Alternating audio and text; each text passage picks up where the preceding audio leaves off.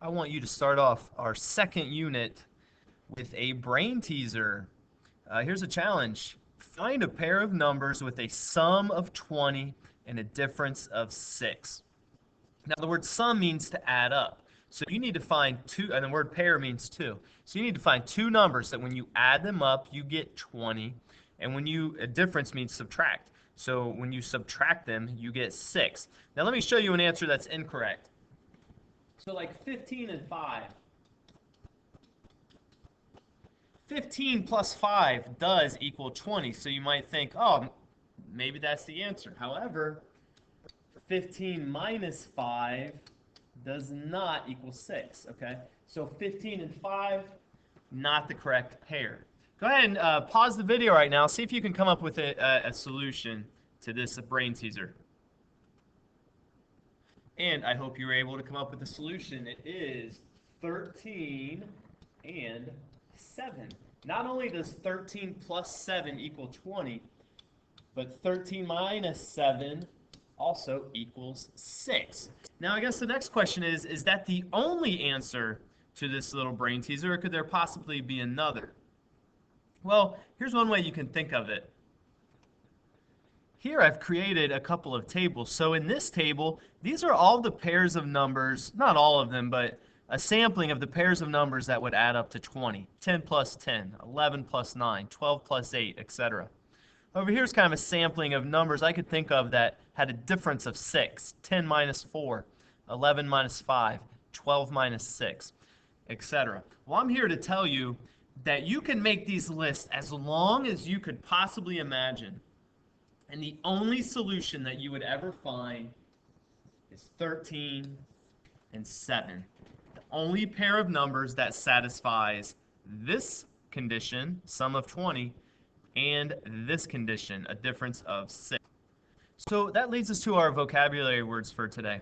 This new unit is called linear systems, and so we really need to focus on what the word system means in algebra. In algebra, a system is just a group of two or more equations. So I could make a system out of the example we just looked at.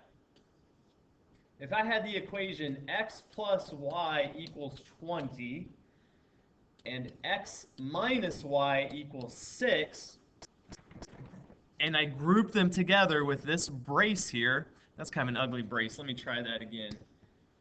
Let me make a more better brace. That's better. This would be called a system. This would be a way we could turn our challenge into an algebra problem using what's called a system. I have two equations. They're joined together with this brace. And then to solve a system would be to find the ordered pair or ordered pairs that satisfy both of the equations. In this case, they're both lines. And we already said the only ordered pair that satisfies both of these equations is 13 and 7, because 13 plus 7 is 20. That checks out. But also 13 minus 7 is 6. It checks both of these equations. It satisfies both lines. It would be the solution to this system. So we're going to learn different ways to solve systems in this unit. But one very straightforward way to solve a system is you can just put it on a graph and see where the two lines cross each other. So in this example, we have y equals 3x plus 4. I'm going to highlight that in blue. And then we also have the line y equals negative 2x plus 9. I'm going to highlight that in red. Well, I can graph both of these separately and then look for the point where they cross. So my blue line has a slope of 3. I'll write it as a fraction, 3 over 1, and a y-intercept of 4. So I know it would start at 4 on my y-axis, and then follow the pattern, rise over run, up 3, right 1, up 3, right 1. I could also take it in reverse where it went down to the left, down 3, left 1. You know, not only does a positive slope go up to the right, it also goes down to the left. The two negatives make a positive. Okay, so here's a graph of my blue line. We learned this last unit. Now let's look at my red line separately.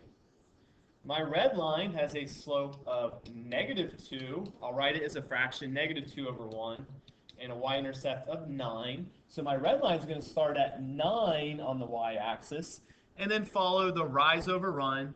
Since it's -2, it's going to go down to right 1. And I can keep that pattern going. I'll keep it going for a few more points. So here's the graph kind of separately of my blue line and my red line. Well, guess what? Just looking at the graph, it's clear to see the one point that they have in common. This point right here is at 1, 7. I could say that my solution to this system, the solution 1, 7. And it's kind of clear to see also these lines are never going to touch again. These lines are going to intersect at this one point, but lines don't ever bend or curve. These lines will never touch again. They have one solution, and that's it. It's this point 1, 7.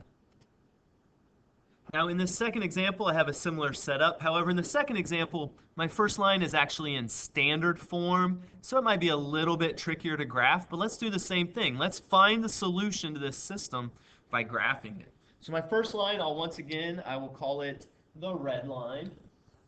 Now since it's in standard form, I'm going to take a slightly different approach. I'm going to graph it by finding its intercepts. I'm going to make a table. I'm going to plug a 0 in for x. I give myself more room over here. I'll plug a 0 in for x. That makes the x term vanish. And then to solve for y, I can divide both sides by 2. When x is equal to 0, y is equal to 3. And then likewise, in the second row, I'm going to plug a 0 in for y. That will make my y term vanish, and I'm left with x is equal to 6. So this red line has a y-intercept at 0, 3, and an x-intercept at 6, 0. Again, these are things we learned in the last unit. Now my blue line is in the y equals or slope-intercept form, so it's much easier to graph. It has it's actually going to start at its y-intercept of 8, and then it has a slope of 2, rise over run. That means it's going to go up to right 1, or I could take it down to the left. I could go down to left 1, down to left 1. And once again, now that I've graphed these two lines, it becomes pretty clear and obvious where they intersect. This is the one and only point that both of these lines have in common. I can say that this system has one solution, and here that solution is at -2, 4. Now we'll point this out right here. I guarantee you, if you were to take a -2 and plug it into x, and the 4 and plug it in for y, and do -2 plus 2 times 4, you would get an answer of 6. So -2, 4, it satisfies the red line. But the same would also be true of the blue line. If you were to plug -2 in for x and 4 in for y, do 2 times -2 plus 8, you would get an answer of 4, meaning that -2, 4 also satisfies the blue line. It satisfies both of these lines. Now you may be asking yourself, Mr. Klein, is this always going to happen? If I have two lines in a system, will they always intersect at one single point? Well, in example number 3, you're going to find something bizarre that happens. And to make this example go a little quicker, I'm going to actually graph it on the Desmos graphing calculator. So here I have my two lines, 3x minus y equals -5. Here I am on the Desmos graphing calculator. It graphed my first line. And the second line, y equals 3x minus 1. Okay, I have my red line and my blue line. Now when I graph these two lines, you'll notice there doesn't appear to be any point of intersection. I don't see where the red line and the blue line intersect. Now I really ought to zoom out a little bit further to make sure I'm not missing anything. But even as I zoom out, this red line and this blue line never intersect. What happens is they actually have the exact same slope And these lines are parallel.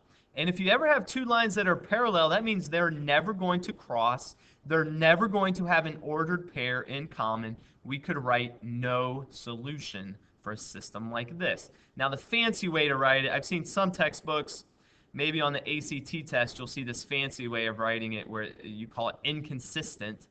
But for this class, I'm just going to, I would ask you to write no solution if this ever happens. Now let's look at a fourth example where something bizarre kind of happens. 2x plus y equals 3, y equals negative 2x plus 3. So watch what happens as I graph this on Desmos. Here's my red line, 2x plus y equals 3. And then I'm going to go graph my second line, my blue line, y equals negative 2x plus 3. Well, look what happens. This might be a little bit hard to see on Desmos, but the two lines actually joined each other. The red line and the blue line kind of joined together to make this purple line. And I know right now that might look kind of blue. Let me actually highlight the red one here. Okay, here I've highlighted the red. This red line and this blue line are right on top of each other. They're the exact same. Not only do they have the same slope, they also have the exact same y-intercept. Now in a case like this is probably the rarest case of them all. But if you ever have two lines that graph exactly on top of each other, they have the same slope and they have the same y-intercepts, this is called, we said that these two are the same line, we say this has infinite solutions. Now the textbook has a kind of another fancy way to write this, where you can say it's consistent and dependent, but to keep it simple in this class, I would have you say these lines have infinite solutions. There's infinitely many ordered pairs that you can plug into the first line and the second line, and it'll satisfy them both. So to kind of summarize what the different outcomes you can get from what's called a 2x2 linear system, that's a system with two lines. You can have the two lines either intersect. This is the most common. They'll intersect, and they'll have one solution. This happens if the lines have different slopes.